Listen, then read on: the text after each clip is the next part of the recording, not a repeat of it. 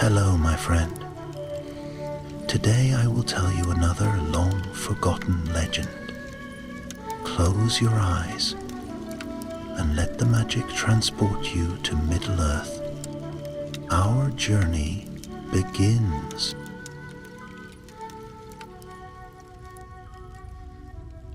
Night settled softly over the misty mountains, and the wind sang through the high passes like an old keeper of memories. In those days, long before the ring was found and long before hobbits were known to any but their own kind, a quiet unease spread across the lands that lay east of the mountains. Travelers whispered of strange lights in the peaks, of drums echoing in forgotten halls, and of a chill in the earth that had not been felt for generations. Far to the north, in the fading years of his life, Thror, once king under the mountain, wandered the wilds with only his faithful companion Nar beside him. Exiled from the glory of Erebor by the coming of Smaug, he carried with him a single treasure, the last of his royal pride, and a desperate longing to see dignity restored to his name. Though his beard had grown thin and his strength waned, a fire still lived beneath his weathered brow, urging him ever forward. For many years he had roamed, seeking a place where hope might rise again. Yet the world offered little comfort, and the memory of golden halls weighed upon him like a sorrow that would not fade. At last his steps drew him southward to the ruins of Khazad-dûm, Moria, the vast and ancient stronghold of his forefathers. The name was spoken with dread among the dwarves, for no one had entered its great gates and returned in living memory. Still, Thror believed that if he could reclaim even one chamber, one stair, one forgotten throne, it would prove to all dwarves that their people were not broken. As he and Nar approached the east gate, the sun dipped behind the mountains, and the shadows drew long across the valley. The gate, once carved with runes of welcome and pride, now loomed like a wound in the cliffside. Black stains marked the stone, and crude scrawlings, symbols of orcs, defaced the ancient craft of Durin's folk. Nar halted, unease tugging at his spirit. "My king," he murmured, "this place is not as it once was. I fear a darkness dwells here still." But Thror placed a trembling hand upon the cold stone, and felt in its depths the echo of his heritage. "I am Thror, son of Dain, of the line of Durin," he said softly. "If any right remains in the world, it remains here." And with that he passed through the gate. Nar waited outside, pacing with growing dread as the night deepened. The silence seemed too still, too watchful, as though the mountains themselves held their breath. Hours passed. No word came from within. Then, without warning, a heavy thud echoed beyond the gate.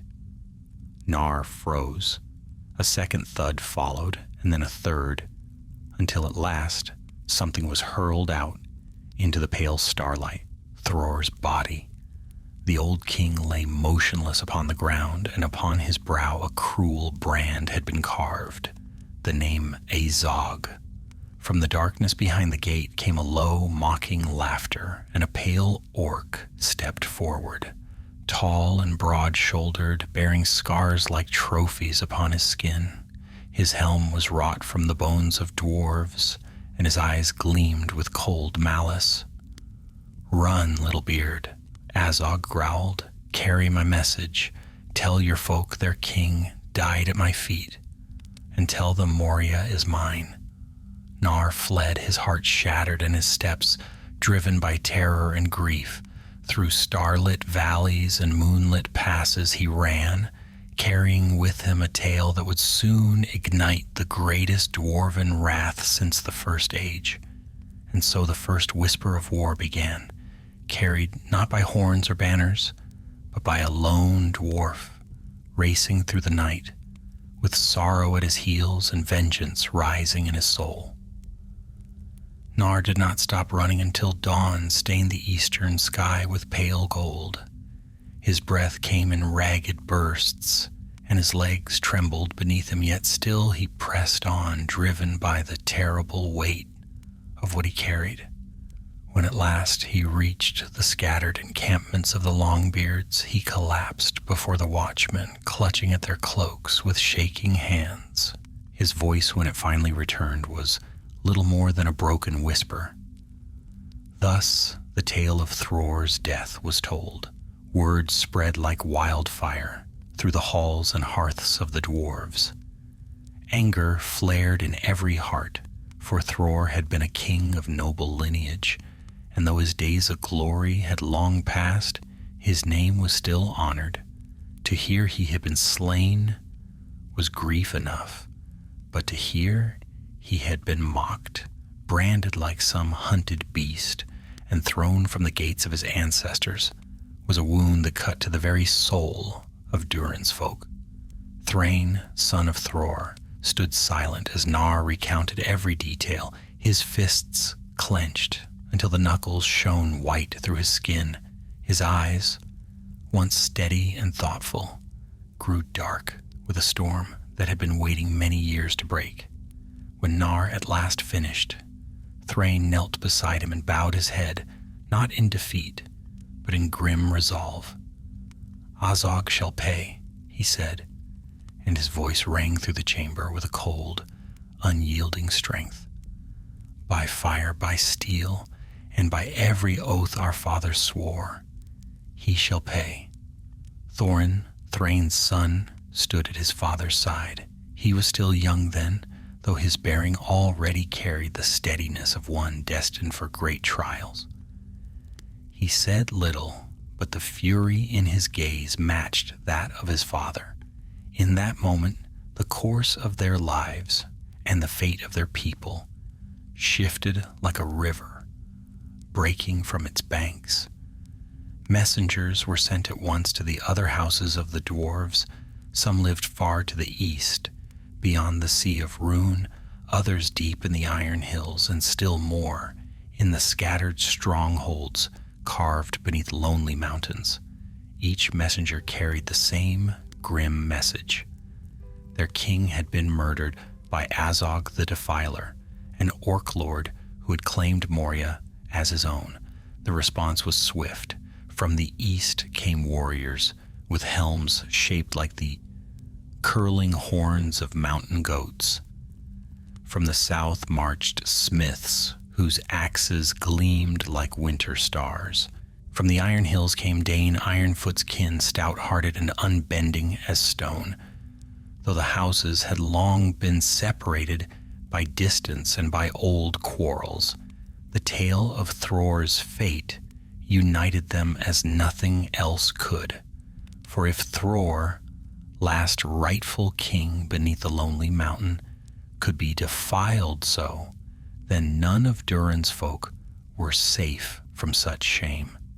By the waning weeks of autumn, the armies of the dwarves gathered in a great host, like a storm rolling across the land. The sound of their marching carried through valleys and forests, a deep thunder that warned all creatures to keep their distance. Their banners fluttered in the wind, each bearing the mark of its house, yet all sharing the same purpose, vengeance. Thrain stood at the head of the host, his armor polished but unadorned, his helm bearing only the simple crest of Durin's line. He carried no crown, for he did not yet claim the kingship, not while Thror's bones lay unavenged. Thorin marched beside him, the young dwarf's face set with determination that had grown sharper with each passing day. Their first battles were waged in the northern passes of the Misty Mountains, where Azog had sent his orcs to hinder the march of the dwarves. The fighting was fierce and swift. Though the orcs were many, they were not prepared for the armored fury that descended upon them. The dwarves fought with a relentless discipline, Each blow measured, every shield wall unbroken. Their axes rose and fell like the strokes of a hammer, shaping red-hot iron, and their war cries echoed off the cliffs until even the trees seemed to tremble. Yet Azog was cunning. He did not meet the dwarves head-on, not yet. Instead, he struck from shadowed tunnels and narrow ravines, ambushing small companies, harrying the flanks of the great host, and retreating before the dwarves could bring their full strength to bear.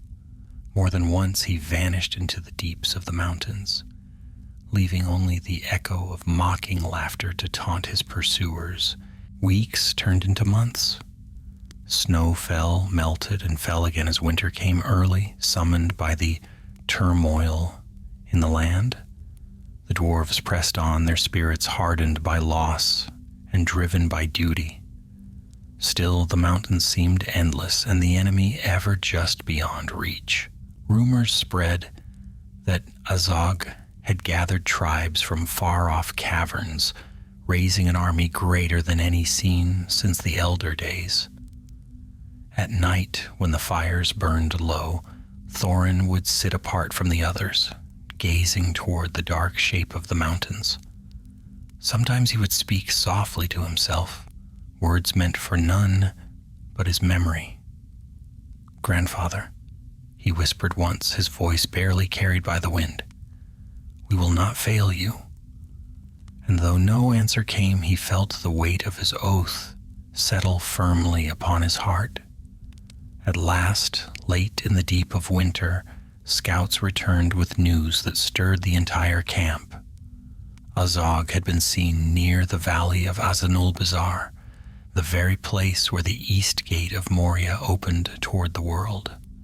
The final battle was drawing near, and with it the chance to end the long night of grief that had shadowed the dwarves since Thror's fall. Thrain gave the order to march at dawn, and so began the last leg of the journey. The long, bitter road toward the gate where a king had died, and where vengeance would soon be sought with steel and fire. The dawn that followed was pale and cold, as though the sun itself hesitated to rise over the grim host of dwarves assembling beneath the shadow of the mountains. Frost clung to every helm and beard, and the air smelled of iron and distant snow. Yet none among Durin's folk faltered. They tightened the straps of their armor, checked the edges of their axes, and prepared for the march that would take them to the very gate of Moria. The way to Azanul-Bizar wound downward through a narrow valley where tall, gray cliffs pressed close on either side. The land here bore the marks of long abandonment, twisted trees with bare branches, boulders scarred by ancient battles, and the odd echo that seemed to follow the host like a ghostly companion. The dwarves moved cautiously, for they knew well that Azog favored such places for ambush. Thrain led the march, his shoulders broad beneath his iron coat, his steps steady despite many sleepless nights.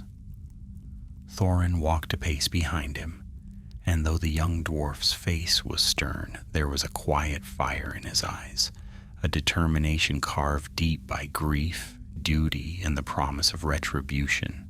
As the sun climbed, faint drumming began to rise from the ravines ahead.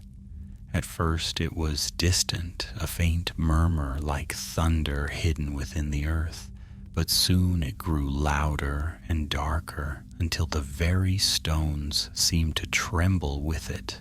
"Orcs," Thorin murmured, gripping the haft of his great oak shield. "They know we are near." "They have always known," Thrain replied. "Azog waits for us, but he shall not wait long." Scouts hurried back from the front lines, breathless and grim. "The way narrows ahead," one reported. "There are tracks, fresh and many. The orcs have moved in the night." A murmur passed through the ranks. The valley was a perilous approach, Its cliffs offered countless hiding places, and the dwarves would be exposed as they advanced. Yet there was no other path. Azanul Bizarre lay at its end, and beyond that the gate where Thror had fallen. They marched on. Before long the scouts' warnings proved true. From the cliffs above burst a hail of crude arrows and jagged stones. Orcs spilled forth like a black torrent, snarling and shrieking, their pale eyes gleaming with malice. They leapt from ledges, clambered over rocks, and charged down narrow paths, intent on breaking the dwarven line before it could reach open ground. But the dwarves did not panic. Thrain lifted his voice, strong and clear. "Shields up, hold the line." Like a wall of granite, the front ranks locked their round shields together, forming a barrier that no arrow could pierce. Those behind them braced their spears, and the clash began. The orcs struck with ferocity, their blades rusted but deadly. They hurled themselves at the shield wall, clawing and snarling, only to be repelled by disciplined counter-strikes. The dwarves fought low and close, axes rising and falling in powerful arcs that forced the attackers back. Thorin moved beside the line, seeking the places where the enemy pressed hardest. When a great orc, larger than the rest, surged forward with a crude axe raised high, Thorin stepped before him with his oaken shield. The blow fell like a hammer upon the wood, cracking it near the rim, yet Thorin did not yield. He turned the force aside and struck swiftly, cleaving the orc's helm in two. That moment, shield in hand, fire in his heart, would long be remembered by the warriors who saw it. The battle raged through the morning. Again and again the orcs charged, only to be fought back with disciplined fury. When at last the cliffs grew quiet and the enemy fell into retreat, the dwarves took a short rest, though their reprieve was small comfort. Many were wounded, a few lay still and cold upon the ground, yet the host endured, and the valley ahead widened at last into open terrain. "Azanul Bizarre lies beyond the next rise," said a captain of the Iron Hills. "If the orcs attacked here, they will surely mass before the gate." Thrain nodded grimly. "Then we must press on, before they gather more strength." The host resumed its march, though the weight of the morning struggle hung upon them. Clouds thickened overhead, casting a muted light across the land as they climbed the final ridge. And then, at last, they beheld it. Azanul Bizarre. A broad valley lay spread before them, ringed by steep slopes and shadowed by the towering cliffs of the Dimrill Dale. The east gate of Moria stood at its far end, a dark, jagged mouth set deep into the mountainside. Around it teemed a vast sea of orcs, far greater than any force the dwarves had yet faced. Their crude banners flapped like tattered wings, and their howls rose to the sky like the cries of carrion beasts. Thorin's breath caught. "So many?" "They've waited for us," Thrain said, his voice heavy with understanding. Azog knew this is where we must come. But fear did not take root among the dwarves. Instead, the sight hardened their resolve. For there, before their eyes, lay the place of Thror's death, the place where all their grief had begun. Thrain lifted his axe. "For Thror," he said. 1,000 voices answered him, some fierce, some weary, all unbreakable. "For Thror." Thus began the march into Azanul Bizarre, into the valley where fate waited in shadow, and where a war long kindled would at last blaze into its full, terrible fire. The valley of Azanul Bizarre lay silent for a single breath, one long, heavy pause in which the world itself seemed to brace for the storm. Then the dwarves advanced, their boots thudding upon the frozen earth, their shields locked and their axes held ready. The ground sloped downward toward the broad hollow before the east gate, a place where winter's chill lingered even as spring approached. Mist drifted from the pools of the dim-rill dale, curling like pale ghosts around the warriors' feet. The orcs did not wait. With a roar that shook the stones, their ranks surged forward, a black tide spilling across the valley. They came in waves, snarling, clattering, their armor a patchwork of stolen iron and bone. Their crude horns blared from the mountain slopes, and drums beat a relentless rhythm that echoed through every ravine. Thrain's voice rose above the thunder. "Steady! Forward! Let no fear take root!" And the dwarves obeyed. Their steps were measured, their lines tight, their spirits forged in wrath and remembrance. Even as the first ranks of orcs drew near, the dwarves did not quicken their pace or break formation. Discipline was their shield, and vengeance their fire. The clash came like the meeting of two storms. Orcs hurled themselves at the shield wall, trying to break it apart before the dwarves could secure position in the valley. But the dwarves held firm, bracing against the impact with a strength born of ancient lineage. Axes thrust through gaps in the shields, striking with precision. The front ranks fought low, protecting the warriors behind them, while the second ranks swung their heavy weapons in wide arcs that forced the enemy back. Thorin fought beside his father, his great oaken shield already cracked from earlier battles. The blows that fell upon it were fierce, yet he stood unmoved. His axe flashed in the dim light, each strike clean and deliberate. Though his breath came hard, determination tightened every muscle in his frame. "Push," Thrain commanded. The dwarves surged forward as one, driving the orcs back a dozen paces. The ground before them grew dark with blood, yet still the enemy pressed on, swarming from the slopes and tunnels like ants from a broken nest. The battle stretched into a grueling struggle. The valley floor gave little advantage. The dwarves had hoped to form a broad shield wall and slowly force their way toward the gate, but Azog's forces were too numerous and too well coordinated. Every advance was contested. Every gain cost strength and time. The orcs fought with a desperation that showed their lord's iron command.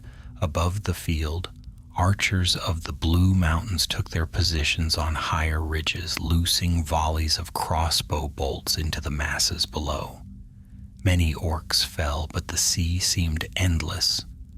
For every body that dropped, two more leapt forward to fill its place. The hours wore on. The sun crept upward, weak and veiled by drifting clouds. The battlefield grew muddied with trampled snow and churned earth. The smell of sweat, iron, and death thickened the air. Despite all efforts, the dwarves found themselves slowly pushed toward the valley's center. Their lines stretched, their flanks strained beneath the relentless pressure. Captains shouted to keep cohesion, but the sheer number of enemies threatened to overwhelm even the resilience of Durin's folk. A cry rose from the right flank, an alarm. Orcs had broken through a shallow gully, pouring into the side of the dwarven host. The warriors who fought there were driven back, forced to pull away from the main formation. The line buckled. Thrain saw it at once.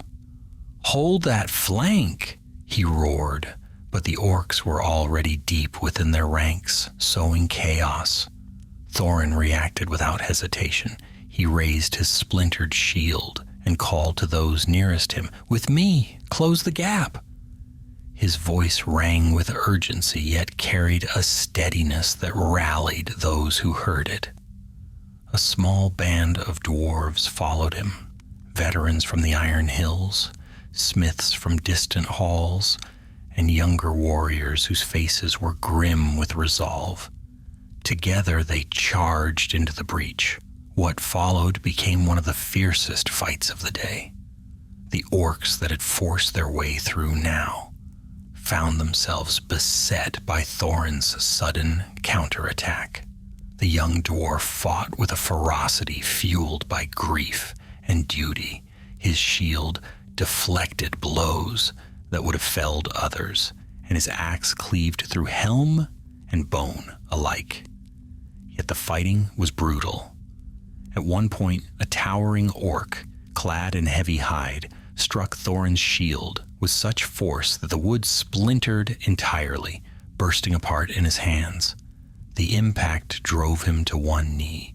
The orc raised its jagged blade for a killing blow, but Thorin lunged forward, catching the creature off guard.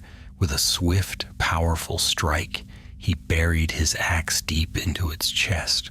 The orc toppled, dragging Thorin down with it, but the dwarf rose again, breathless and bloodied. His companions drove the remaining intruders back toward the valley outskirts, sealing the breach before more could force their way through. The line steadied. Thrain, seeing the rally, felt a brief surge of pride even amidst the turmoil. Thorin's courage inspired those around him, for he did not fight for glory, but for the memory of Thror and the future of their kin. Still, the battle was far from won. As the fighting wore into midday, the orcs shifted tactics. They drew back suddenly, leaving the dwarves in momentary confusion. A hush fell as the enemy parted in their ranks near the gate, and then Azog emerged. The defiler strode forward, clad in white armor, pale and cruel as bone. His size dwarfed even the largest of his warriors, and scars crisscrossed his broad chest like trophies of past battles. Upon his face twisted a grin of savage delight, and the name carved upon Thror's brow echoed in every dwarf's mind the moment they saw him. He raised his mace, a brutal weapon stained with the remnants of past victims, and shouted across the battlefield, "Come then, little beards, come and die at the gate of your fathers." A shudder ran through the dwarven ranks. Rage flared in many eyes. The sight of Azog, alive and defiant, rekindled every grief and every promise of vengeance. Thrain lifted his axe high, his voice booming over the valley. "For Thror! For Durin's line!" The charge began anew, harder, fiercer than before. But Azog was no ordinary foe, and the battle that awaited them would shape the fate of every dwarf who still drew breath on the field of Azanul Bazaar. The moment Azog stepped forth from the shadow of Moria's gate, a chill fell over the field. It was not the cold of winter nor the frost that clung to the valley. It was something deeper, a darkness carried by the Orc Lord's very presence. His voice echoed among the cliffs like the call of some fell beast roused from an age-long slumber. The orcs roared in answer, their cries rising to a frenzy, and the valley trembled beneath their stamping feet. Thrain felt the weight of that moment settle upon him. Here, before his eyes, stood the slayer of his father, bold, unrepentant, and thirsting for more blood. All the grief that had haunted him since Thror's death returned, sharpening into a single burning purpose. But rage alone could not win the battle. "Hold formation," Thrain ordered, though his voice carried a tremor he did not wish heard. "Do not let him draw you apart." The orcs surged again, pushing forward with renewed fury now that their leader had revealed himself. The dwarves braced for impact, stepping shoulder to shoulder, axes raised and shields set. For a brief span, the two sides collided like clashing tides, one driven by malice, the other by grim resolve. Azog did not join the charge, not yet. He strode behind his warriors, striking the slow with his mace, urging them to greater ferocity. His pale eyes scanned the battlefield, searching for the dwarf who commanded the host. They settled upon Thrain. Across the chaos their gazes met, a silent promise of reckoning. The fighting grew more savage. The dwarves pressed forward, their axes hewing a path through the orc ranks. Warriors from the Iron Hills fought with heavy, hammer-like blows, while those from the Blue Mountains cut swiftly and with precision. Yet the orcs were numberless, swarming in from tunnels along the cliffs, their crude blades rising like blackened fangs in the thick of the melee. Thorin fought near the center of the host, having discarded the shattered remains of his oaken shield. His right forearm ached from bearing its weight earlier in the day, yet he did not falter. Taking up a fallen orc's iron round shield, he pressed into the fray once more. Sweat stung his eyes, but every time he blinked, he saw Thror's branded brow, as though the memory itself urged him on. Forward, he called to those around him. "Do not yield ground!" He swung his axe in wide arcs, knocking back 2 orcs at once. One lunged, snarling, but Thorin caught its blade on his shield rim and buried his axe deep beneath its throat. Another leapt upon him from behind, but a warrior of the Iron Hills struck it down before it could land a blow. The dwarves fought with growing courage, inspired by the unyielding vigor of their leaders. Slowly, painfully, they began to force the orcs back toward the broken ground near the Dimrill Stair. But Azog had been waiting for this. A horn sounded, low, guttural, and full of malice. From fissures in the cliffs poured fresh orc reinforcements, many larger than those already slain. Their armor was studded with jagged metal, and their helms bore grotesque shapes meant to terrify their foes. With shrieking cries, they charged down the slopes, striking the dwarven flank like a hammer blow. The dwarves staggered, the line wavered. Thrain saw it. "Reinforce the left," he shouted, though his warriors were already stretched thin. The orcs crashed into the flank with brutal force. Warriors were pushed apart, shield walls broken, and knots of dwarves found themselves surrounded. Thorin saw the danger and called to those nearest him. "To the left, quickly." He led a band of 30 warriors into the chaos. They cut through the orcs with fierce precision, their axes rising and falling in a relentless rhythm. Thorin himself struck down 3 foes before they reached the beleaguered flank. The dwarves rallied around him, forming a tight ring of steel, their shields interlocked. "Hold fast," Thorin commanded. "Let no orc break your guard." For a moment the line steadied, but the orcs pressed in thicker than before, and the shrieks from the cliffs echoed like the cries of carrion crows.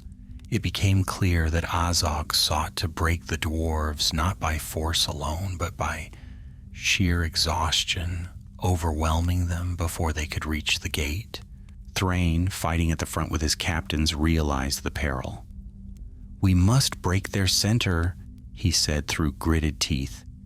"If we strike through to the stair, we may drive them back." "But Azog commands from behind," said a captain. "He will not yield the field." Thrain's answer was grim. "Then we must force him forward." With renewed resolve, the dwarves concentrated their might at the heart of the orc line. A deep, thunderous cry rose from the host as they lowered their axes and charged. The impact was tremendous. The ground shook beneath the force of their advance. Orcs shouted in fear as they were driven back, crushed beneath the unyielding press of iron and fury. Thorin, though fighting on the flank, felt the shift In the battle, the center was advancing, slowly but steadily. If they could break through, the field might yet turn in their favor. But Azog moved at last.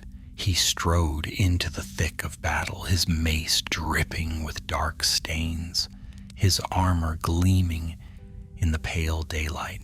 Dwarves who saw him felt a wave of dread. He swung his weapon with terrifying strength, shattering shields, crushing helms, and scattering warriors before him. He carved a path through the chaos, moving inexorably toward Thrain. "There!" cried a warrior. "Azog!" Thorin heard the shout, his heart clenched. He pushed through the crush of bodies, desperate to reach the front. Thrain now stood face to face with the Orc Lord. The two circled one another amid the carnage. The battlefield around them seemed to fade, the noise of war dimming beneath the weight of their encounter. Azog grinned. "Your father died like a coward. Will you fare better, little beard?" Thrain answered not with words, but with steel. He lunged forward, swinging his axe in a powerful arc meant to cleave Azog's helm. But the Orc Lord was swift. He deflected the blow with the haft of his mace and countered with a strike aimed at Thrain's ribs. The dwarf twisted aside just in time, though the weapon's head grazed his armor, leaving a deep dent. The duel began, swift, brutal, relentless. Azog fought with savage strength, wielding his mace like a beast unleashed. He struck with wide, crushing blows meant to shatter bone. Thrain fought with precision, relying on skill and endurance rather than raw power. Their weapons rang through the valley, the sound sharp as lightning splitting stone. Around them, dwarves and orcs clashed with renewed ferocity. Sensing the importance of the struggle, the outcome of the duel would shape the fate of the day. Thorin pushed desperately toward the center, cutting a path through the melee. He could see flashes of his father's helm above the crowd, hear the ringing clash of steel. Fear gripped him, a cold, unrelenting fear unlike any he had felt before. Azog pressed the attack. His strikes grew heavier, his movements ruthless. Thrain staggered beneath a blow that struck his shield and splintered it. He recoiled, barely deflecting the next attack. Azog laughed, a cruel, echoing sound. "You are weak, dwarf, as weak as your fallen king." Thrain's reply was a hoarse growl. He swung his axe upward, aiming for the orc's exposed side. The blow landed, biting deep, but Azog did not fall. With a roar of rage, he seized Thrain's arm and hurled him backward. Thorin saw his father stumble. "No!" he cried, forcing himself forward with renewed fury. Azog advanced, raising his mace for a final killing strike. But the blow did not fall. Not yet. The battle roared around them, and fate teetered on a knife's edge as Thorin raced against doom itself. Thorin forced his way through the crush of bodies, breathing hard, his vision blurred with sweat and smoke. All around him the battle churned like a great storm, clashing steel, shouts of warriors, and the guttural snarls of orcs, rising like an unholy chorus. But he heard none of it clearly. His mind was fixed upon the sight of Thrain falling beneath Azog's onslaught, the Orc Lord towering over him like a pale shadow of doom. "Father!" Thorin roared, striking aside an orc that blocked his path. The creature fell, but two more leapt in its place, their blades reaching for him. He met them with fierce precision, parrying one blow with the rim of his shield and cleaving through the second attacker's arm with a sweeping arc of his axe. He did not slow. Each step forward came with cost, yet he pressed on, his heart pounding like a beating drum of war. Azog stood over Thrain, his mace raised high. The Orc Lord's pale eyes gleamed with triumph, and his jagged teeth curled into a cruel smile. "End of your line," he snarled. Thrain struggled to lift his axe, but his strength was failing. His legs trembled beneath him. Blood trickled from beneath the dented plates of his armor. Still, he faced Azog with unyielding defiance. "If this is my end," Thrain breathed, "I will meet it as a son of Durin." Azog's mace descended. Thorin reached them in that instant. With a cry that split the tumult of battle, he hurled himself forward, raising his battered shield. The mace struck it with a thunderous crack. Wood shattered. Iron bands snapped like twigs. Thorin was thrown back by the force, crashing to the ground, his breath knocked from his lungs. But the blow that would have ended Thrain's life had been turned aside. Azog snarled in frustration. His gaze shifted to Thorin. "So," he growled, "another whelp of Durin." Thorin pushed himself to his feet, shaking off the shock that rattled through his bones. The broken remains of the shield slipped from his arm. He tightened both hands around the haft of his axe. "You will harm no more of my kin," Thorin said, voice steady despite the turmoil in his chest. Azog laughed, a deep, hollow sound. "I will tear your line out root and branch." He swung his mace with terrifying speed. Thorin met the blow with the shaft of his axe, the impact jarring up his arms. He shifted his stance, letting the force slide past him, then countered with a strike aimed at Azog's unarmored thigh. The Orc Lord twisted aside. Thorin's blade cut only air. The duel erupted in a flurry of strikes. Thorin fought with all the skill he possessed, each movement deliberate, honed through years of hardship. Azog fought like a creature born of shadow and rage. His strength was monstrous, his reach long, and his blows came with an intensity that could crush stone. Thrain, wounded and breathless, tried to rise, but pain dragged him down again. He called out, "Thorin, fall back. He is too strong." But Thorin did not retreat. He darted forward as Azog swung wide, stepping inside the reach of the mace. His axe flashed upward and struck Azog's breastplate with a clang that rang across the valley. Though the armor turned the blow, it staggered the Orc Lord for the briefest instant. It was enough. Dwarves nearby saw Thorin's valiant stand and surged toward him, forming a protective ring around Thrain. They drove back the orcs, pressing from the sides, giving Thorin room to maneuver. The tide of battle swirled around them, but for a moment the clash between Thorin and Azog became the burning heart of the conflict. Azog's snarl deepened. He lunged with sudden ferocity, catching Thorin off guard. The mace struck Thorin's side, glancing off his mail but sending a searing shock of pain through his ribs. Thorin staggered, breath forced from his lungs. Azog seized the moment. He swung again, this time aiming for Thorin's head. Thorin ducked at the last instant. The blow smashed a boulder behind him, shattering it to shards. Dust and stone fragments filled the air. Thorin rolled aside, coughing, blinking through the haze. He rose unsteadily to his feet, gripping his axe with renewed resolve. Azog advanced, his heavy steps cracking the stone beneath him. But before he could strike again, a horn sounded across the valley. A low, thunderous call. A sound like the rumble of distant mountains waking. Both armies faltered. From the far side of the battlefield, through a gap between rising plumes of smoke, a fresh force descended into the valley. A new host of dwarves surged down the slope, reinforcements from the Iron Hills, bearing the boar-crested helms of their people. Their leaders strode at the forefront, clad in heavy mail and wielding a great red-hafted axe. It was young Dane Ironfoot.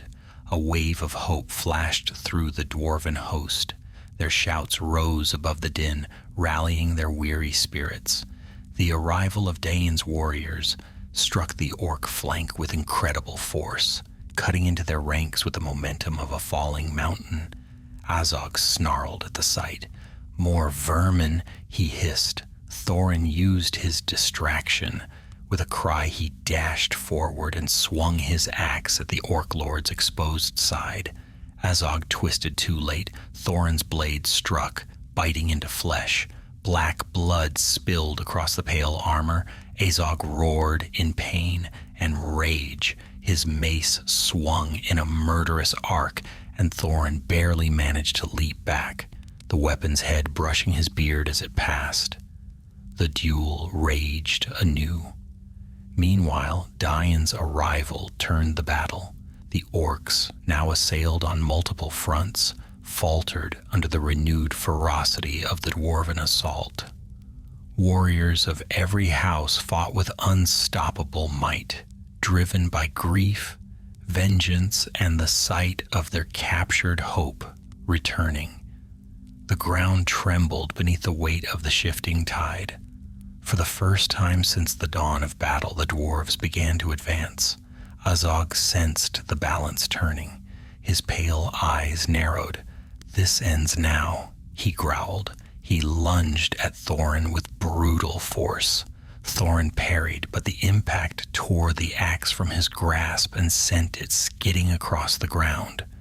Thorin fell back, breath knocked from him, scrambling for footing. Azog raised his mace for the killing blow, but a shout tore through the battle, a battle cry forged of iron and fury. Dain had reached them. The young warrior hurled himself at Azog with a force that shook the valley floor. His red-hafted axe flashed like a burning brand as it descended toward the defiler. What happened in that moment became legend. Dain's blade, driven by all the wrath of Durin's folk, struck true. Azog staggered, roaring, blood pouring from the wound. Thorin reached for his fallen axe. The final blow was coming, the one that would determine the fate of the battle and avenge the death of Thror. The valley held its breath. Azog reeled beneath the fury of Dain's strike, his pale armor split and dark blood soaking the frozen earth. A howl of pain escaped his throat, raw, guttural, and filled with a hatred that seemed bottomless.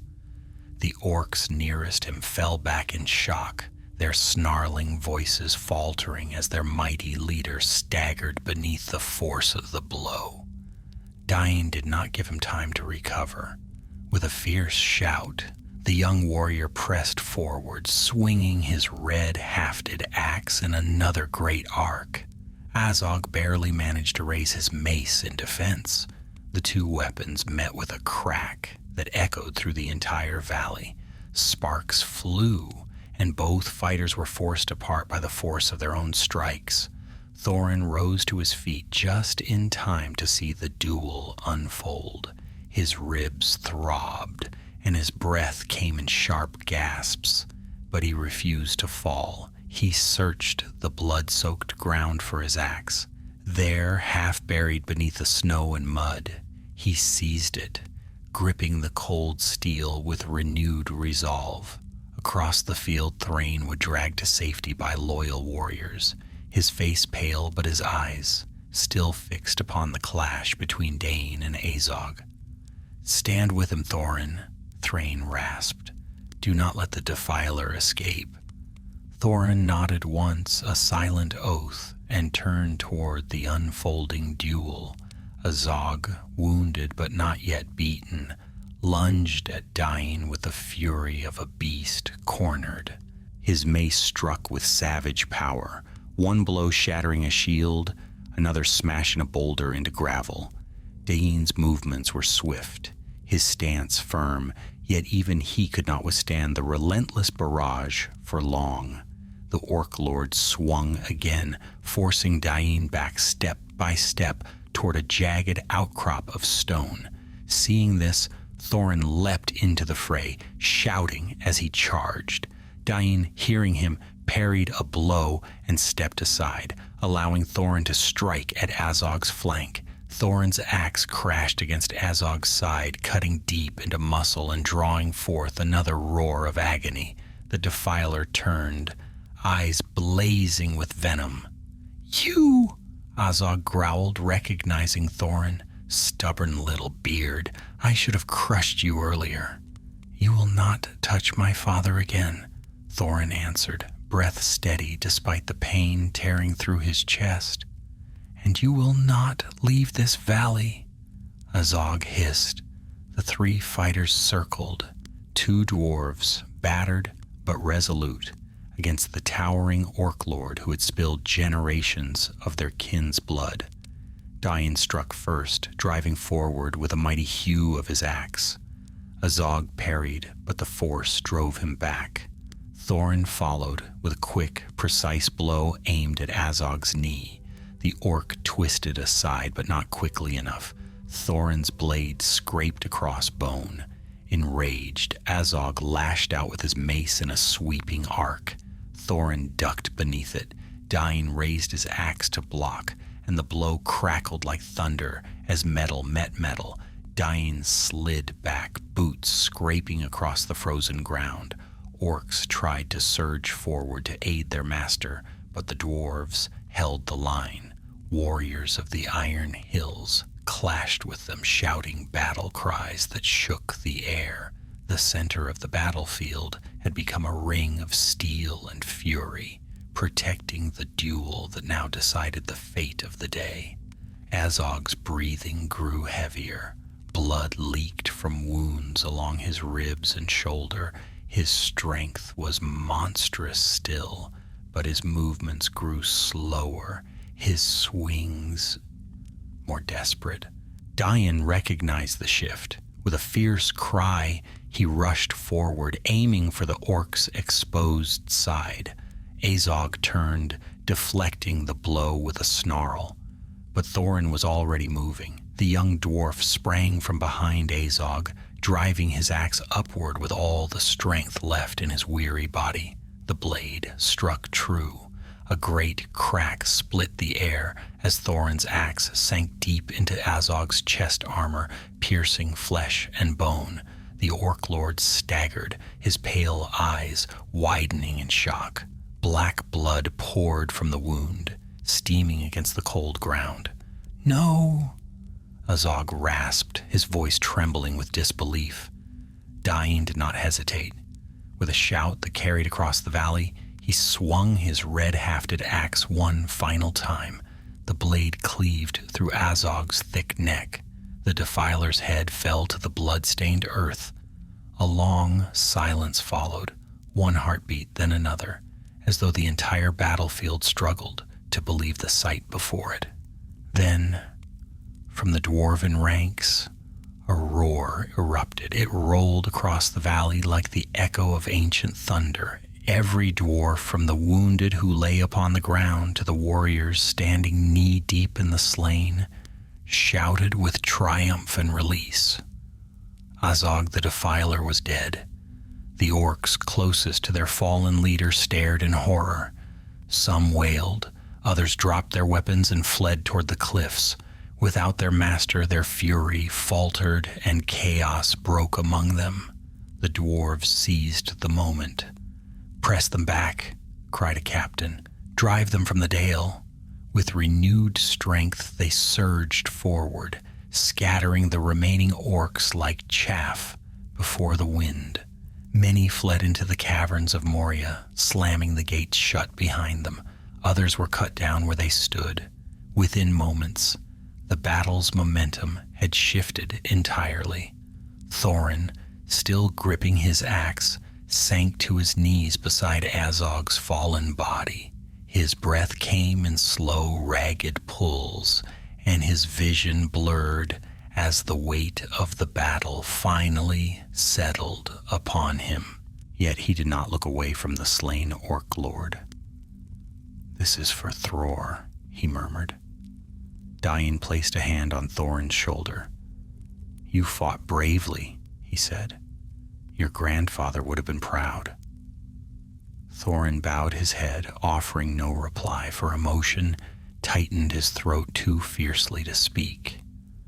Around them the valley grew quieter. Orcs fled into the shadows, broken and leaderless. Dwarven warriors tended to the wounded, gathering the fallen with reverent care. The chill wind that swept down from the mountains carried with it no more cries of war. The day was won, but victory tasted bitter.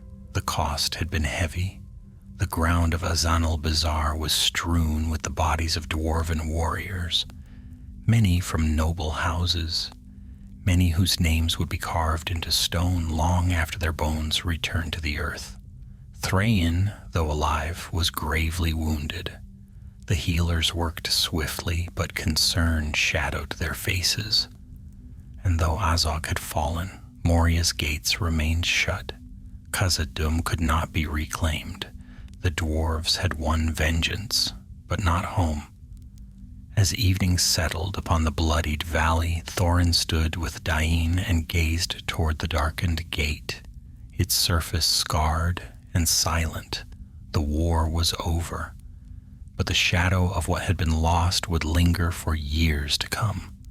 The sun dipped low behind the western peaks, casting long shadows across Azanal Bazaar, where hours before the valley had echoed with the clash of steel and the screams of the dying. Now a heavy quiet settled, somber, weary, touched with the weight of all that had been won and lost. The air was cold, and the fading light glittered upon the pools of Dimril Dale like shards of pale glass. The dwarves moved slowly among the fallen. Their steps were heavy, their voices subdued. Though victory had been claimed, the cost was grievous, too grievous for any celebration. Warriors knelt beside fallen kin, brushing snow from still faces, murmuring names that would be spoken for generations. Others worked in grim silence, gathering the bodies of those who had died far from hearth and home, so they might rest with dignity. Thorin walked among them with a heart weighted by grief.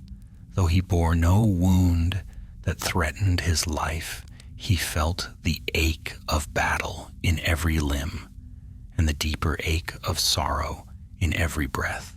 The sight of the slain pressed upon him like a burden carved in stone. Familiar faces lay among them, warriors who had marched beside him from the Blue Mountains, friends from distant halls, and kin whose laughter he would never hear again. But it was his father he sought. Thrain lay upon a cloak spread across the frozen earth, attended by healers who worked by the dimming light. His armor, dented and scored by the blows of battle, had been loosened, and a thick bandage wrapped his ribs and shoulder. His beard was matted with blood, yet his eyes, when they opened, still held the fire of Durin's line. Thorin knelt beside him, relief flooding his chest. "You yet breathe," Thorin said, though his voice trembled. "I feared." Thrain raised a wavering hand. "It will take more than Azog's spawn to fell me. Yet I will not rise quickly from this day." His breath shuddered, and he grimaced as the healers tightened a bandage. "The wounds are deep, but my spirit endures." Thorin bowed his head. "You should rest, father." "There will be time," Thrain whispered. "But first, tell me, is it done?" Thorin glanced toward the center of the valley, where Azog's severed head lay upon a blackened rock. "It is done. He will trouble our people no more." For a moment, Thrain said nothing. Then slowly his hand closed around Thorin's wrist, grip weak yet resolute. "Your grandfather is avenged," he murmured, "but do not let vengeance consume your heart. It is a fire that leaves little behind." His gaze flicked toward the shuttered gate of Moria, still sealed in shadow. We have reclaimed our honor, yet not our home.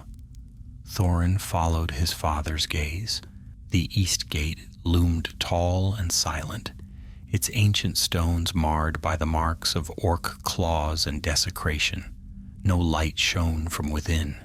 No dwarf had passed through those halls in many long years, and the darkness beyond seemed to breathe with a life of its own.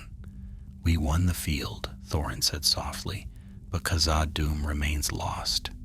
Aye, Thrain murmured, Moria will not be ours again, not this day, nor for many years to come. His voice darkened. A dread lies beneath those mountains. No victory, however fierce, will dislodge it.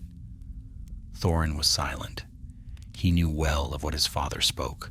The Balrog, whispered in old tales, a terror from the elder days. Though no dwarf had seen it in living memory, its shadow lingered over every mention of Khazad-dûm. At last, Thrain sagged back against the cloak, exhaustion overtaking him. Thorin touched his father's shoulder gently before rising. Nearby, dying Ironfoot stood with several captains, speaking in low tones. His armor was splattered with black and red, and his face bore cuts from the battle, though his stance was as firm as the mountains themselves. When he saw Thorin approach, he stepped away from the others. You fought with courage today, Dain said. Few could stand against the Defiler and live. Thorin shook his head. It was your blade that ended him. Perhaps, Dain replied, but your blows softened his armor, and your stand gave me the opening. It was a battle won by many hands. Thorin offered a weary nod. There was truth in Dain's words, yet a heaviness clung to Thorin's spirit. Much was won, he said, but much more was lost. Dain's gaze drifted over the valley, his expression hardening with sorrow. Aye, too much. A cold wind swept down from the high peaks, carrying with it the faint echo of the battle that had raged only hours before. The dwarves braced against it, pulling their cloaks close. In the gathering dusk, torches flickered to life, casting small halos of gold across the darkening field. At the far edge of the valley, warriors were building great pyres of stone and timber. The dwarves would not leave their dead to the carrion beasts of the mountains. They would honor them with fire and song, as was their ancient custom. Thorin walked toward the growing pyres. His steps were slow, his heart heavy. As he approached, he saw familiar faces laid upon the wooden platforms, men and women who had shared his journeys, his burdens, his home. He felt each loss as though it carved another mark upon his heart. A captain approached him, bowing his head. Thorin, son of Thrain, he said quietly, your shield wall held the line when all seemed lost. Many owe their lives to your courage. Thorin shook his head. No more than any dwarf on this field. We fought together. We fell together. The captain gave a respectful nod and withdrew. Thorin stood alone with his thoughts for a long moment, listening to the rustle of wind through the pines and the quiet murmur of dwarven voices preparing the rites of farewell. Soon, the fires were lit. Flames rose high into the darkening sky, their light reflecting upon helms and axes, upon sorrow-filled eyes and bowed heads. The heat warmed the cold valley, and sparks drifted upward like stars, returning to the heavens. The dwarves began to sing, a low, mournful chant that echoed through the mountains, rich with grief and pride. Thorin joined the song, his voice deep and steady. The melody wrapped around him like an old memory, ancient, enduring, filled with the strength of his people. Though sorrow pressed heavy on his chest, he felt also a quiet resolve take root. They had avenged Thror. They had stood against darkness and prevailed, and though Khazad-dûm remained beyond reach, the hearts of the dwarves were not broken. As the final notes of the song faded into the night, Thrain called softly for his son. Thorin hurried to him, kneeling once more at his father's side. Thrain's eyes gleamed in the firelight. "Hear me, Thorin," he said. "This war is ended, but our journey is not. A new path lies before us, one we do not yet see clearly." Thorin frowned. "What path?" Thrain shook his head. "Not tonight. Tonight we honor the fallen. Tomorrow we choose our road." And with that he closed his eyes, slipping into a deep, heavy sleep. Thorin stood slowly, gazing out across the pyres, the shadows, the mountains rising like silent sentinels above them. The future lay shrouded in uncertainty, but one truth burned steady in his heart. Durin's folk would endure. For though darkness lingered in the world, the dwarves were not yet done. Dawn crept slowly over Azanul Bazaar, casting the valley in a pale, silvery light. Mist clung to the earth like a veil of mourning, drifting over the blackened pyres that still smoldered from the night's farewells. The pools of Dimril Dale lay still and cold, reflecting the rising sun with a ghostly shimmer. Though the battle was won, the valley felt hollow, changed forever by the blood that had been spilled upon its soil. Thorin had slept little. He had sat beside his father through much of the night, listening to Thrain's uneven breaths, helping the healers when they called for him, and staring long at the gates of Moria. As dawn rose, Thrain stirred, waking with a low, pained groan. Thorin leaned forward at once. "How do you fare?" Thrain opened his eyes, their depth dulled by exhaustion, yet burning still with a fierce will. "I endure," he replied, drawing a slow breath. "It will be many days before I stand without aid. But I live." A quiet relief washed through Thorin. "The healers say your wounds will mend." "Aye," Thrain murmured, "but wounds of the flesh are not the only kind." His gaze drifted toward the murky gate of Moria.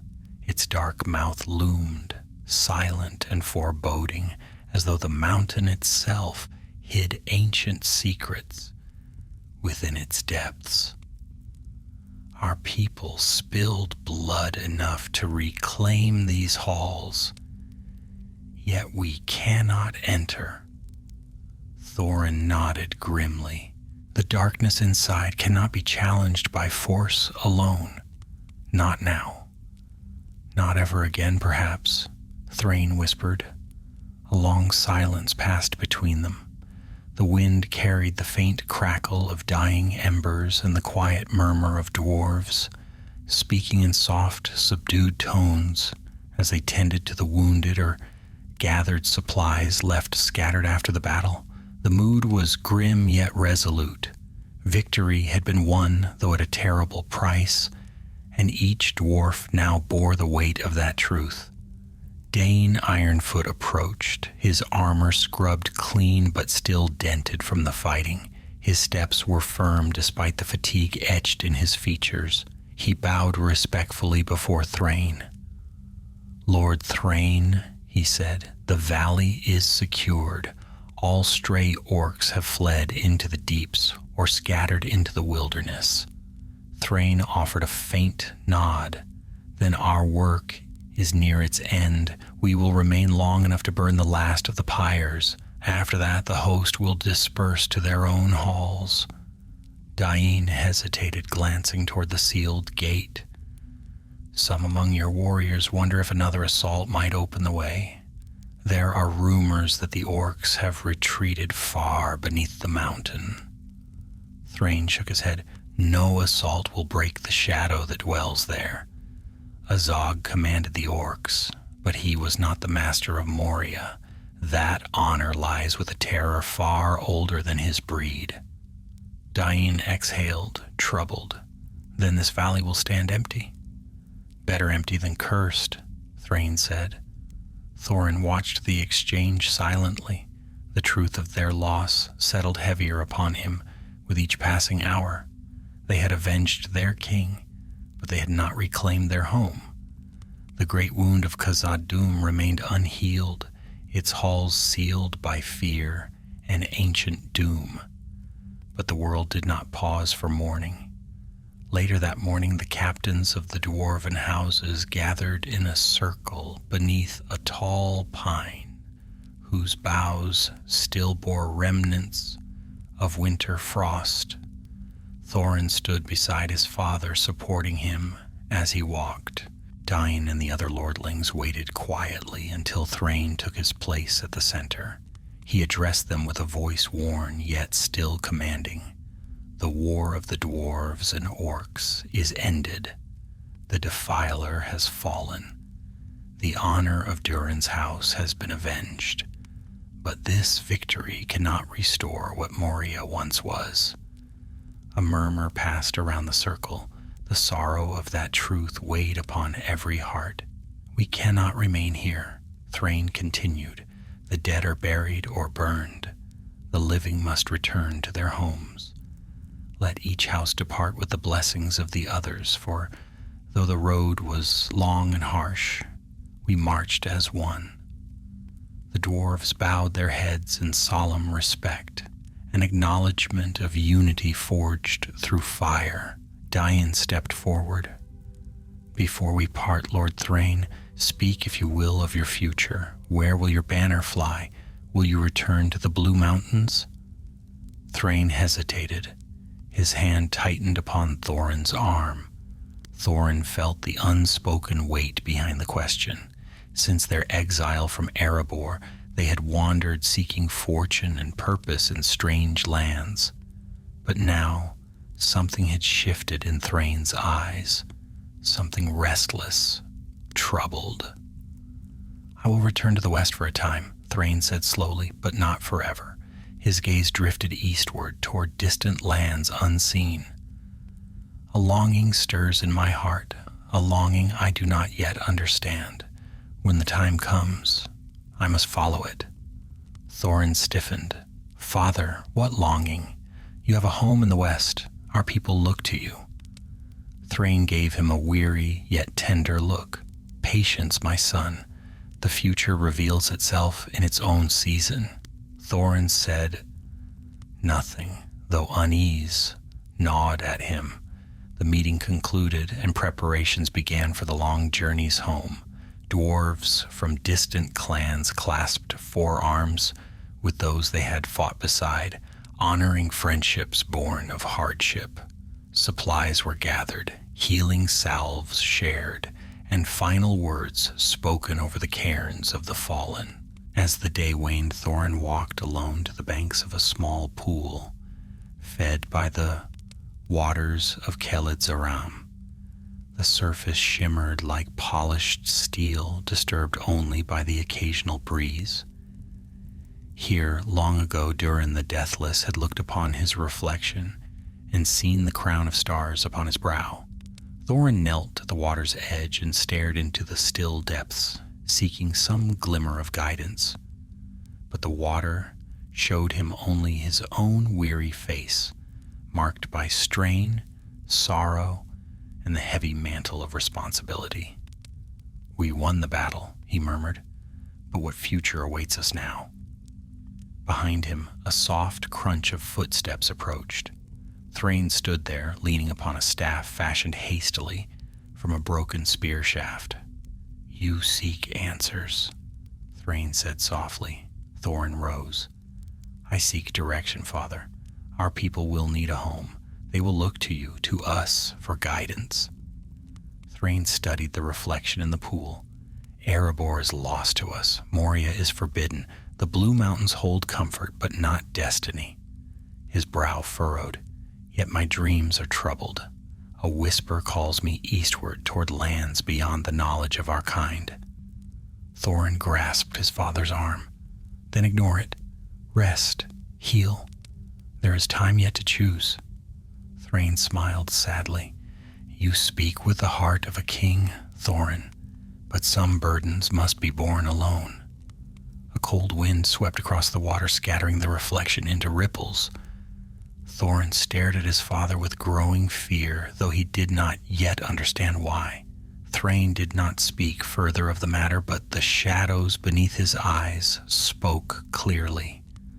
The war was ended, but another road, darker, lonely, and filled with peril, was already calling him. That night, as the dwarves took their final rest before their long journeys home, Thorin kept watch by the dimming campfire. He gazed at the stars, wondering what future awaited his people.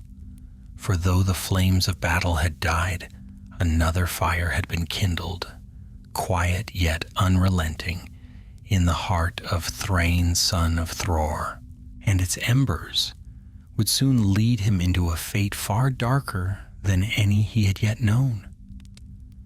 The days following the battle passed in slow, heavy procession.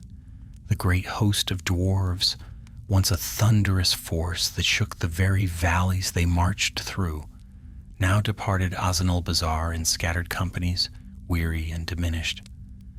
Smoke from the final pyres curled upward, thinning at last into the clear morning air as each house took its leave. By mid-morning, only the Longbeards and a few small bands remained in the valley. Thorin walked among the last of their wagons, checking straps, settling bundles, and offering quiet words to the wounded. The chores steadied his spirit, though his heart was still shadowed by the memory of bloodshed. Thrain, propped by a stout walking staff, oversaw the preparations in silence. He spoke little, watching the mountains with a distant gaze, as though listening to a voice none other could hear. Thorin noticed it more keenly with each passing hour, the faraway look, the restless shifting of his father's eyes. By afternoon, their company was ready to depart. The dwarves gathered before the road leading west, their faces solemn. Thorin stood at Thrain's side as the captains approached to give their farewells. One by one, they spoke words of respect, gratitude for Thrain's leadership, sorrow for the fallen, and hopes that better days lay in the distant future. When at last Dain stepped forward, he clasped forearms with Thorin and bowed low before Thrain. "My lord," he said, "may the road carry you swiftly, and may the grief of this war lessen with time." Thrain nodded. "And may your halls echo with the songs of those yet to come. You fought with honor, Dain Ironfoot. The memory of your deeds shall endure in every tale told of this day." Dain straightened, his gaze lingering on Thorin. "Our paths may part now, but I deem we shall meet again. When you have need of the Iron Hills, you shall find them ready." Thorin managed a faint smile. "Then I shall count you among the truest of our kin." With a final bow, Dain turned away, leading his warriors eastward. Thorin watched them go until their banners faded behind a ridge. The valley grew quiet. It was time. The Longbeards took their first steps away from Azog. Their boots crunched over frost-hardened earth, and the wind carried with it a chill scent of pine and stone. Thrain led them at a slow pace, leaning heavily upon his staff, though he refused to rest unless truly forced. By late evening, they reached a sheltered glen beneath the broad arms of an ancient fir. Here they made camp, for Thrain's strength faltered, and the company needed sleep after many weary miles. Thorin sat near the fire, mending a torn strap. Around him the dwarves ate in subdued silence. Their words were muted, burdened by the weight of memory, yet there was comfort in their quiet murmurs, a steady warmth in their familiar presence. But Thrain did not join them. Thorin found him standing at the edge of the firelight, staring eastward where the mountains loomed dark against the night sky. "Father?" Thorin approached slowly. You should rest. You pushed yourself too far today." Thrain did not turn. "The fire calls me no comfort." "You have barely slept since the battle," Thorin said gently. "Sit. Warm yourself." Thrain closed his eyes for a moment. "When I sleep, the whisper returns." Thorin felt a chill that had nothing to do with the night air. "What whisper?" Thrain finally turned. Moonlight touched his face, revealing the deepening shadows beneath his eyes. "A voice I followed long ago and thought silenced, but it stirs again." Thorin searched his father's face. A dream only. Pain and fever play tricks after battle. "No dream," Thrain murmured. "A call." He hesitated, the pause long, strained, and for a moment Thorin feared the old wounds of grief had reopened in some deeper, unseen place. Thrain lifted a trembling hand and pressed it to his chest. "It speaks from the east, far beyond these mountains, far beyond the lands we know." Thorin felt unease coil inside him. "What speaks?" Thrain lowered his hand. "A shadow, a summons. I cannot name it." Thorin gripped his father's arm, then resisted. "You are weary. You've endured wounds that would have slain many. Do not heed voices carried by pain." Thrain looked away. "Perhaps you are right." But the certainty Thorin hoped to find in his father's voice was absent. The next many days brought little improvement. Thrain traveled with the company, yet a heaviness clung to him. At night he paced the edges of their camps, whispering to himself in the dim hours before dawn. Thorin watched him closely, slipping from his bedroll whenever his father rose, though Thrain often seemed not to notice his presence. One evening, as they crossed a stony ravine where pale birch trees leaned over the path, like bent sentinels, Thrain halted suddenly. His staff trembled in his grasp. Thorin rushed to his side. "What is it?" Thrain turned slowly, his breath ragged. "It grows stronger. Every mile we walk westward, the call pulls harder eastward, as if something claws at the thread of my spirit." Thorin felt a surge of fear. He steadied Thrain and guided him to a fallen log. "Enough. We stop. You will rest." The company made camp at once. The dwarves set fires, built windbreaks, and tended to their wounded commander with silent devotion. Thorin stayed close, refusing to let his father wander even a few paces without support. But that night, as the dwarves slept beneath a sky thick with stars, Thrain's resolve failed.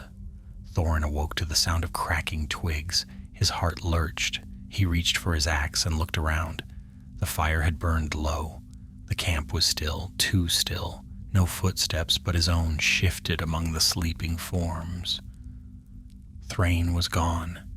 "Father," Thorin hissed, rising to his feet. No answer.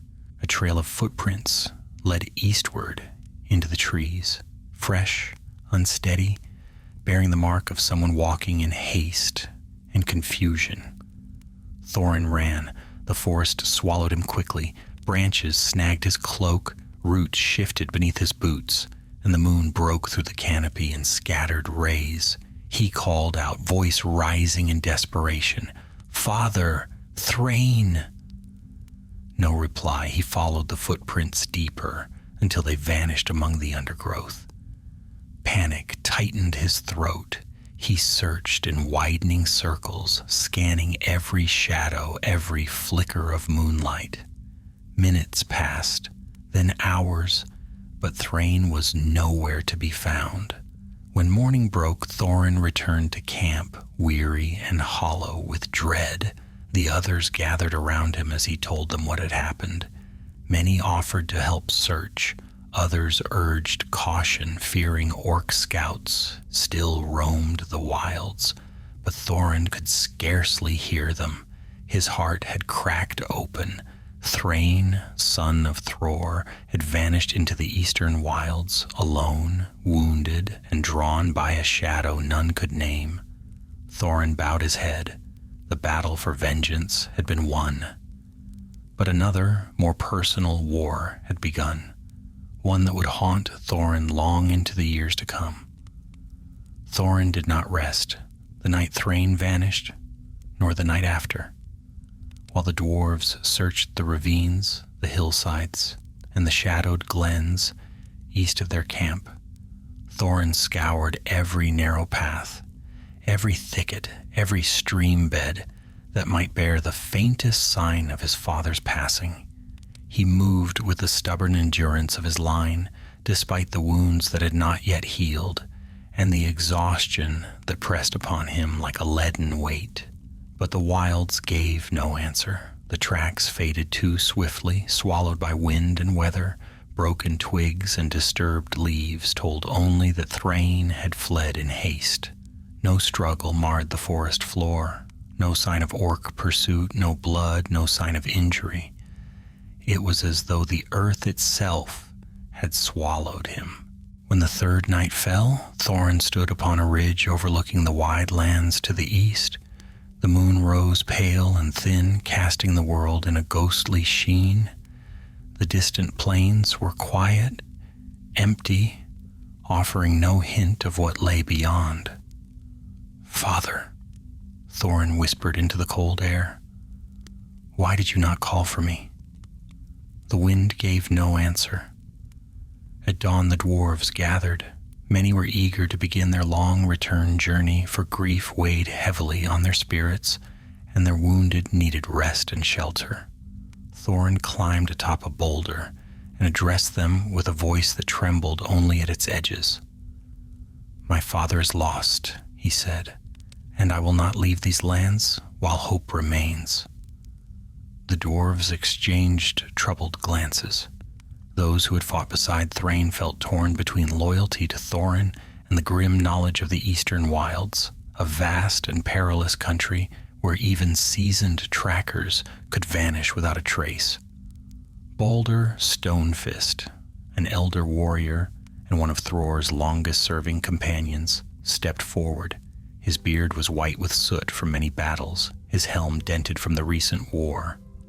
"Thorin, son of Thrain," he said gently, "we have searched these hills for days. No trail remains to follow. Whatever called your father away lies beyond these mountains, beyond our reach." Thorin met his gaze. "I cannot abandon him." "No," Balder replied softly, "but neither may we wander into the east blind and leaderless. The wilds will consume us before we take 10 leagues. Thrain was not himself. Something drew him, something that hunts in shadows older than our kind." Thorin clenched his fists. "I know." Balder bowed his head. "Then we must honor him as one taken by fate, not by our neglect. Your people need you. They have lost much. They cannot lose their prince as well." Thorin closed his eyes as the words pierced him. Duty and grief pulled at him like opposing chains. In his heart, he wished to run eastward until his legs failed him, searching every hollow and high place until he found his father or perished in the attempt. Yet he knew what Balder said was true. Thrain was gone, and the dwarves still living needed Thorin more than the dead, or the vanished, ever could. Thorin opened his eyes and spoke with a voice steadied by the weight of choice. "Very well, we will depart at sundown, but we leave a cairn for my father." So throughout the afternoon, the dwarves gathered stones, large and small, smooth river rocks and jagged shards from the valley's cliffs. They built the cairn at the edge of the ridge where Thorin had last stood searching eastward. Each dwarf placed a hand upon the growing mound, offering silent prayers. Thorin placed the final stone himself, a dark, broad slab that had cracked in the battle at Azanul Bazaar. He set it firmly upon the cairn's summit and spoke with a low voice. "Thrain, son of Thror," he murmured, "may Mahal guide your steps wherever they have taken you, and should fate permit, I will find you again. The evening wind stirred, carrying the scent of pine and distant snow. Thorin bowed his head for a long moment before turning away. The company set out westward as night gathered around them, their torches flickering like wandering stars. Thorin walked in silence, his grief a heavy cloak upon his shoulders.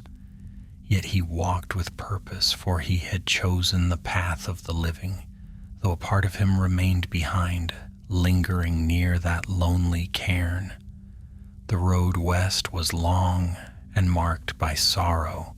Villages once filled with dwarven laughter now held only memories.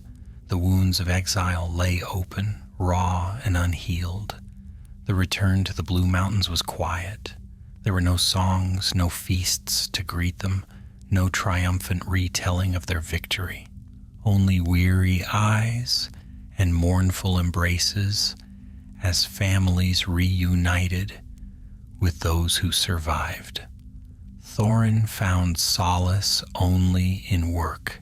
He strengthened the small halls they had built in their exile, reforged weapons dulled by the war, and lent his hands to every task that required the patience of craft.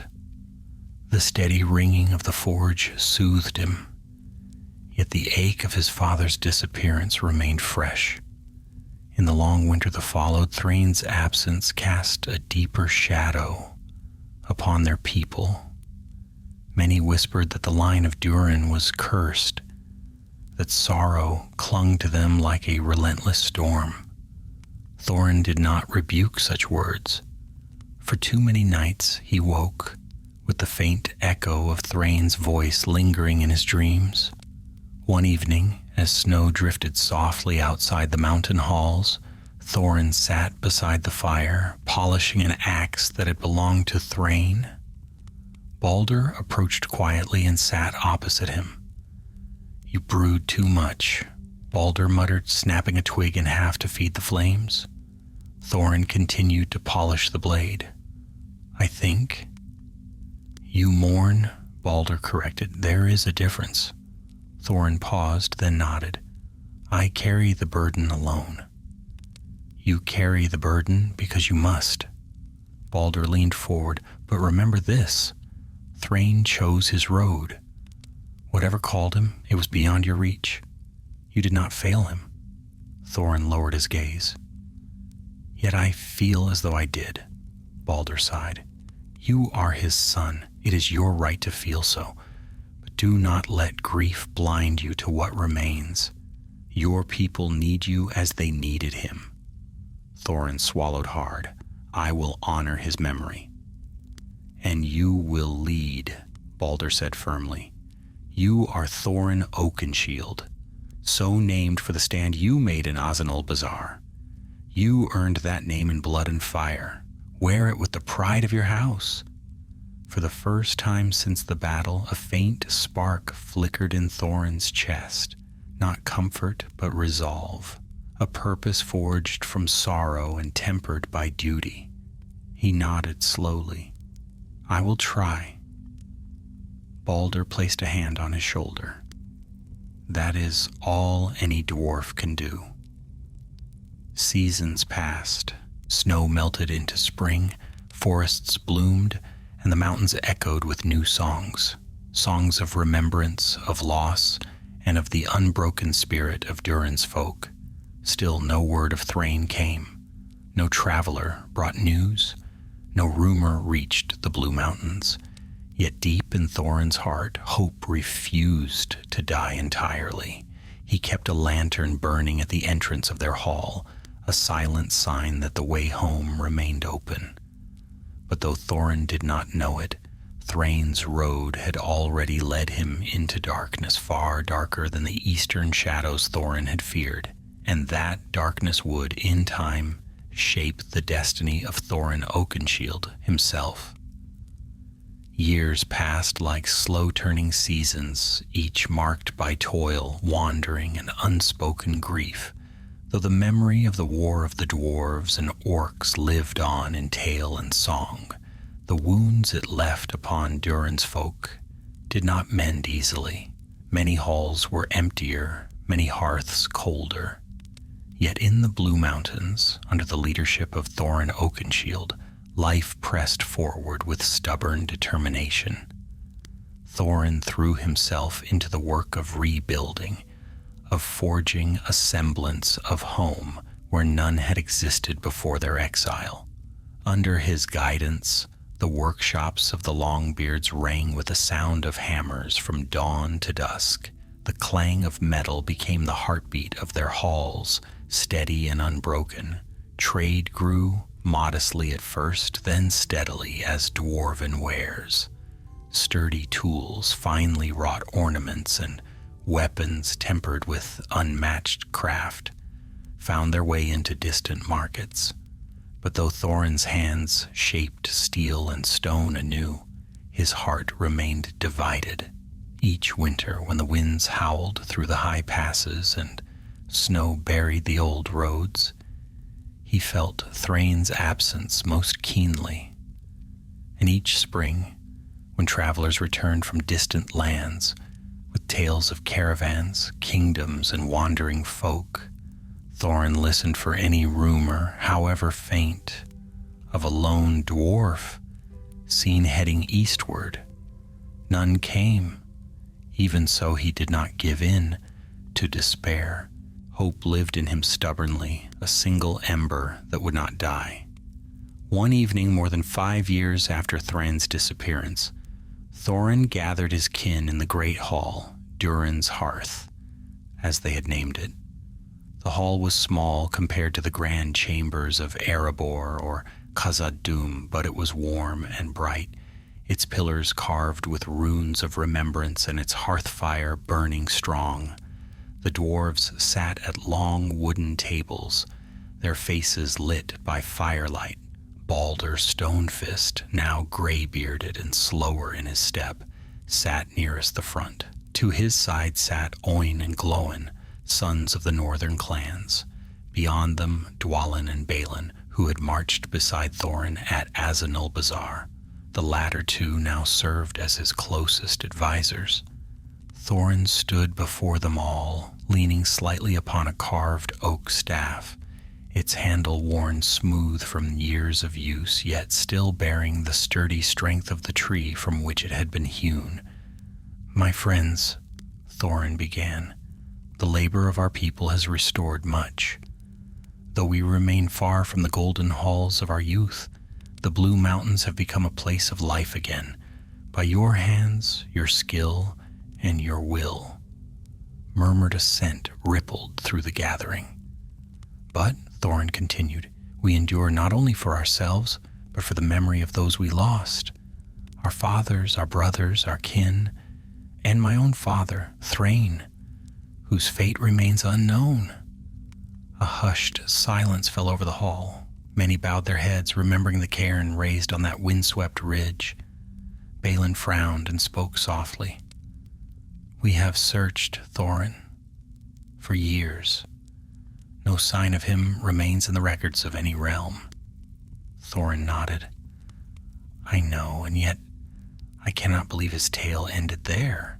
Something called to him, something greater than grief or madness." Balder shifted in his seat. "A dangerous thing to ponder." "Perhaps," Thorin admitted, "but even so we must look to our future. Hard years lie behind us, and harder yet ahead if we do not strengthen our footing." "And what do you propose?" Glóin asked. Thorin paced slowly before them, his cloak brushing against the stone floor. "We grow, but our halls cannot support a kingdom for generations. We need greater wealth, greater trade. We must seek alliances where we may find them." "For what end?" Oin questioned. Thorin turned to face them fully, his voice deepened. "To reclaim what was lost. Not Moria. No dwarf would willingly tread those halls while the shadow remains. I speak of Erebor, the lonely mountain." A murmur of surprise swept through the hall. Balin leaned forward. "Erebor? After all these years?" "Yes," Thorin said. Smaug has ruled there long enough. The dragon grows older. The mountain's treasure remains vast, its halls undamaged. With time, with strength, with allies, perhaps that kingdom may be ours again. Balder stroked his beard. It is a bold dream. A necessary one, Thorin replied. Durin's folk must have a home worthy of their legacy. We cannot wander forever like exiles. His words struck a chord. Pride stirred in each dwarf present, the fierce pride of a people born of the mountains, shaped by stone, who refuse to surrender their destiny. But this is not a task for tomorrow, Thorin continued, nor for the next year. Erebor will not be reclaimed easily. We must grow stronger. We must build relations with men of Dale, with elves, even, he frowned, if need be, with travelers from the south who seek honest trade. A few dwarves grumbled at the mention of elves. Old wounds and old grudges died slowly. Thorin raised his staff lightly. I do not ask for trust, only preparation. Erebor is our birthright. One day, we shall reclaim it. A resounding hum of agreement filled the hall. But though Thorin spoke with conviction, a shadow remained upon his heart, one that deepened as each year passed without word of Thrain. One winter, when the snows lay deep and the forges burned night and day to keep the halls warm, a wandering merchant arrived at the Blue Mountains. He was a thin man from the southern roads, wrapped in a weathered cloak and carrying a satchel filled with trinkets, maps, and half-remembered tales. The dwarves allowed him in, for travelers were rare in those months, and news was always welcome. At the evening meal, Thorin invited him to speak of his journeys. The man drank a long draught of ale, wiped his mouth, and leaned forward. I have passed along the old forest road, he said slowly, and through the lands near the ruins of Dale. Strange tidings stir in those parts. Thorin's brow furrowed. Strange in what manner? There are whispers, the merchant continued, lowering his voice. Whispers of a pale figure seen wandering the wilds, a dwarf alone, muttering to himself. Some claim he carries a ring of curious make. The hall grew utterly still. Thorin felt his breath halt in his chest. A ring? Balin asked. What sort of ring? The merchant shrugged. I know not. I only repeat what travelers say. Thorin stood, gripping the edge of the table. Where was this dwarf seen? Near the old ruins of the Greenwood, the merchant replied, but the forest grows dark. Few dare enter now. Thorin's heart pounded. For 6 years, no word, no sign. And now this? A rumor, faint and uncertain, yet it struck him like a bolt of lightning. Something inside him stirred, a mixture of hope and dread. Was he pursued? Thorin asked quietly. They say he fled, as though something hunted him, the merchant whispered. But shadows lie heavy in the greenwood now. Some blame the spiders, others speak of a dark presence deeper still. A murmur of unease swept through the hall.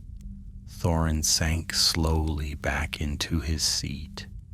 The faint ember of hope within him flared painfully. Could it be? Could Thrain still walk the world? Balder placed a hand on Thorin's arm. It is only rumor, Thorin. Do not let false hope wound you afresh. But Thorin's mind would not still. If his father lived, if he wandered, lost, and hunted, how could Thorin remain idle? That night sleep eluded him. He sat long by the forge, staring into the flames, listening to their soft, crackling whisper, as though they might answer the questions that tormented him. Father, he murmured, if you yet draw breath, I will not forsake you. Yet dawn brought no clarity. The duties of leadership held him in place. His people needed him, needed stability, protection, guidance. To abandon them on the mere whisper of a rumor could doom the fragile foundation they had built. So Thorin remained in the Blue Mountains, but unrest gnawed at him. Each passing month sharpened the edge of his longing.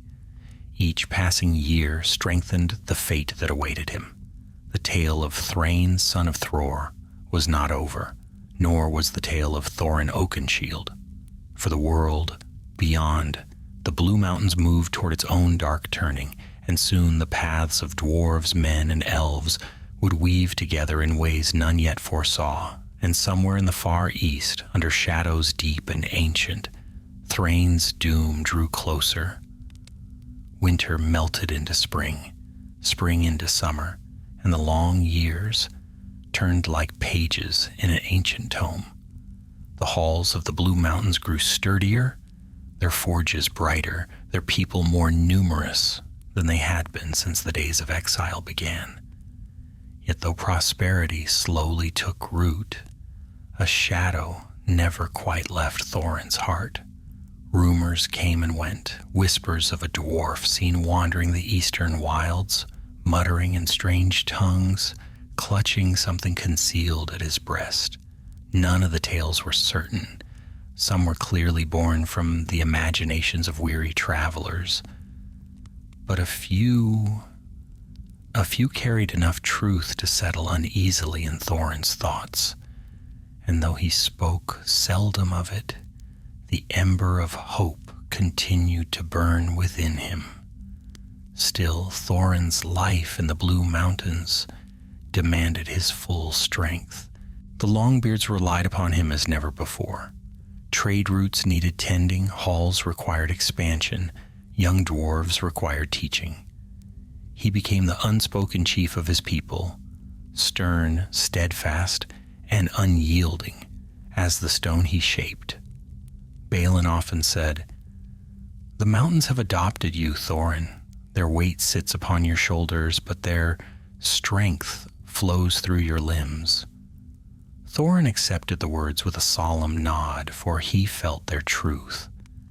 The burdens of his house had honed him, carved him, as surely as any mason carved a pillar. He carried sorrow, yet he carried purpose as well. Still, some nights, he lingered alone by the hearth, staring into the flames as if they might unveil secrets from the east. On those nights, a heaviness settled in his bones, the ache of roads untraveled, of duties unfulfilled. One such night, while summer rain pattered softly against the stone walls, Balin approached him. "You brood again," the old companion said, lowering himself onto a bench beside Thorin. Thorin frowned slightly. "My thoughts wander." "To the east," Balin said knowingly. Thorin did not answer. For a moment the two sat in silence, listening to the soothing rhythm of rain. Then Balin spoke again, his voice gentler than the summer storm outside. "I knew Thror well," he said. "He was stubborn as granite, but his heart was noble. And Thrain, he bore the same fire. If he still walked the world, he would seek his own path, as Thror once sought his." Thorin turned toward him. "You believe he still lives?" Balin shrugged. "I believe the world is vast, and fate toys with the likes of us more often than we care to admit." A faint, humorless smile touched Thorin's lips. "You sound almost like a wizard," Balin chuckled. "A poor imitation, I fear." But the words struck Thorin. A wizard? Gandalf, whom he had met only once before the war, had not been seen in their halls for many years. The gray pilgrim wandered where he willed, showing up unannounced, meddling in affairs none fully understood, then vanishing for entire seasons. If any creature in Middle-earth knew the shifting paths of the East, it was he. Perhaps one day Thorin would speak to him again. Years flowed onward. Balin and Dwalin journeyed eastward for trade, returning with news of Dale's ruins, of men who lived in fear of the dragon's shadow, and tales of greenwood growing darker, as if some unseen presence crept across its roots. Thorin listened to every detail, committed each tale to memory. Meanwhile, the Blue Mountains became a haven of craft and industry. Young dwarves thrived under Thorin's guidance. Many traveled far to bring back new materials, new techniques. One young smith, Gimli, son of Glóin, often sought Thorin's advice, eager to learn the ways of old as eagerly as he learned the craft of new. Still, prosperity did little to soothe Thorin's restlessness. One evening, as autumn painted the mountains in golden hues, Thorin stood atop a high ridge overlooking the wide lands below. The wind tugged at his cloak, carrying with it the scent of pine and distant rain. He stared eastward toward the unseen lonely mountain and the greater wilds beyond. Balder Stonefist approached him quietly, leaning heavily upon his staff. Age had made him slower, but his eyes remained sharp. "You are troubled," Balder said simply. Thorin exhaled slowly, troubled and waiting. "For what?" "Something," Thorin murmured. "A sign, a summons, perhaps nothing, perhaps too much." Balder grunted softly. "A dwarf who waits for signs will wait until the end of days." Thorin turned to face him. "Then what would you have me do?" "Lead," Balder said. "Not toward dreams of what was, but toward the future of your people." Thorin lowered his gaze. "A future without Erebor?" "A future until Erebor," Balder corrected. "And perhaps a future that leads you toward the truth of your father's fate." Thorin's breath caught. Balder gave a weary smile. "Do not look so surprised. You hide your grief well, but not well enough to fool an old warrior." Thorin bowed his head. "If he yet lives, he is alone. The thought haunts me." "Then hold to hope," Balder said, "but do not let it swallow you." These words, simple though they were, settled deep within Thorin's heart. Winter came early that year. Snow blanketed the mountains and storms battered the western cliffs. The dwarves worked tirelessly to store provisions and keep the forges blazing against the cold. Thorin spent long hours overseeing these efforts, drawing strength from the unity of his people. One night, 2 travelers arrived at the gates of the Blue Mountains, weather-beaten dwarves who had journeyed from the east. Thorin welcomed them into the warmth of the halls, offering food and drink as tradition demanded. After they ate, one of the travelers, an older dwarf with a scar across his brow, leaned close. "My lord," he whispered, "we bring word from the borders of Greenwood." Thorin's heart tightened. "Speak. There are whispers among the woodmen," the dwarf said. A dwarf, ragged and half-mad, was seen wandering near the western eaves of the forest. He clung to a strange ring and spoke of a great darkness hunting him. The hall fell silent. Thorin stared into the man's eyes, searching for truth. "You are certain of this?" "I saw him only from afar," the dwarf said honestly, "but I swear upon my beard he bore the look of our kin. His hair grayed, his steps uneven. He fled into the shadows before anyone could reach him." A chill crept through Thorin's blood, not of fear, but of recognition. This was no simple tale. It aligned with the whispers from years before. A dwarf clutching a ring, a hunted figure, a man driven beyond reason. Thrain? For a long moment Thorin said nothing. Then he spoke, voice low and resolute. "Tell me everything." The 2 travelers recounted all they knew, little more than sightings, fragments of rumor, hints of movement in the darkening forest. Yet to Thorin these pieces formed a chain of possibility he had never fully dared to grasp. Balin leaned toward him. Thorin? Thorin rose slowly to his feet, his expression firm. We can no longer ignore these signs, he said. Something happened to my father, something beyond our understanding. And if he wanders still, hunted and lost, then I cannot remain idle. The hall grew hushed. Balder stepped forward.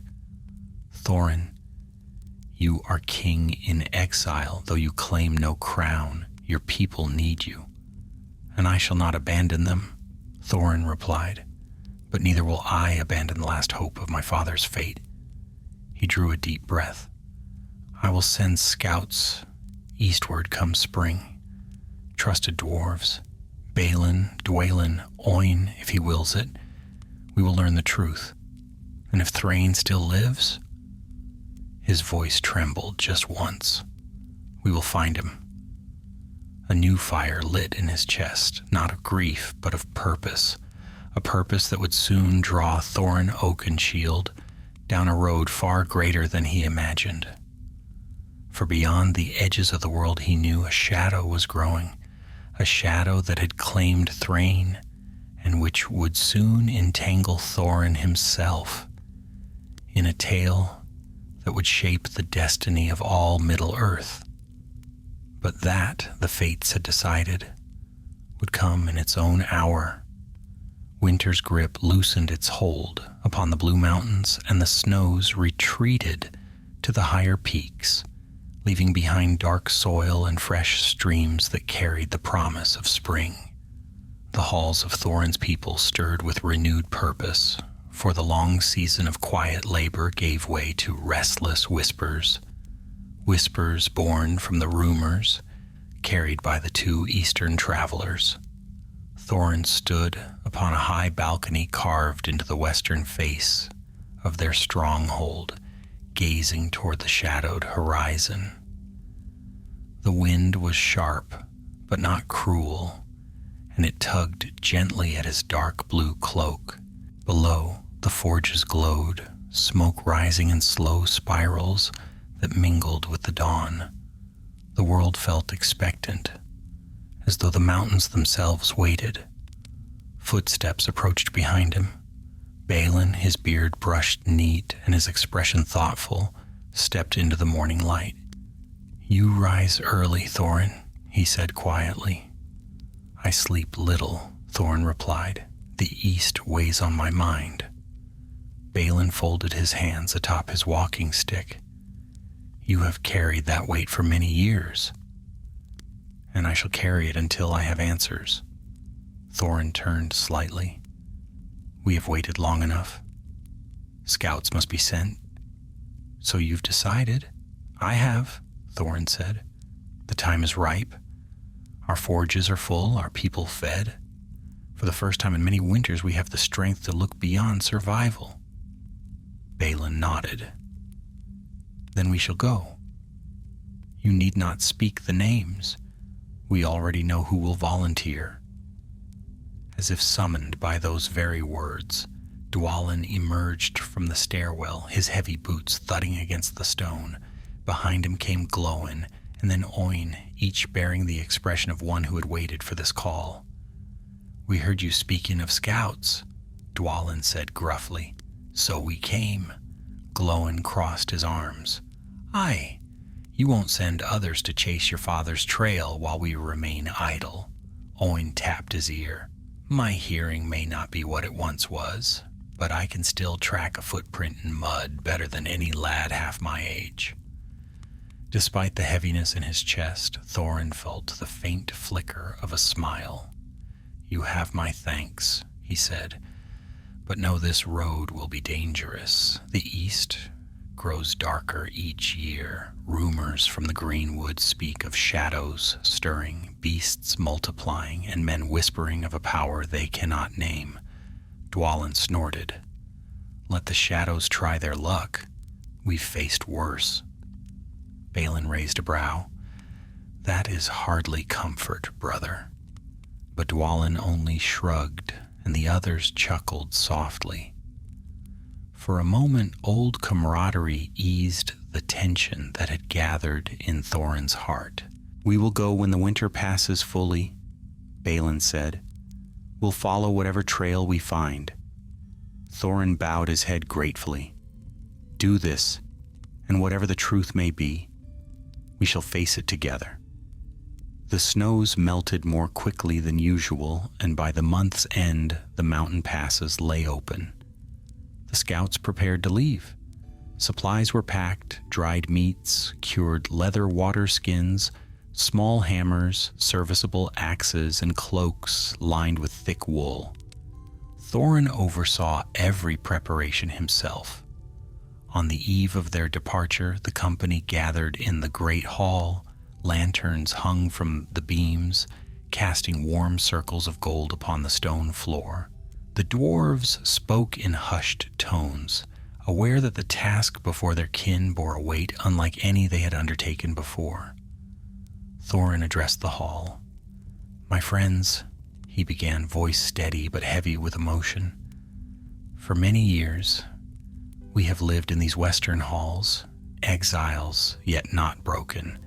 We have forged new labors, new hopes, and new strength, but some wounds do not fade with time."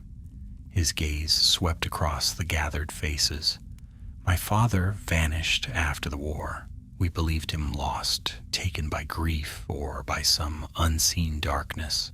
But now rumors reach us from the east, a wandering dwarf, hunted and clutching a ring of strange craft, a ring our kin once bore in secrecy." A murmur rippled through the hall. Some dwarves bowed their heads, whispering prayers to Mahal. Others grew tense at the mention of the lost ring, a relic tied to their ancient lore.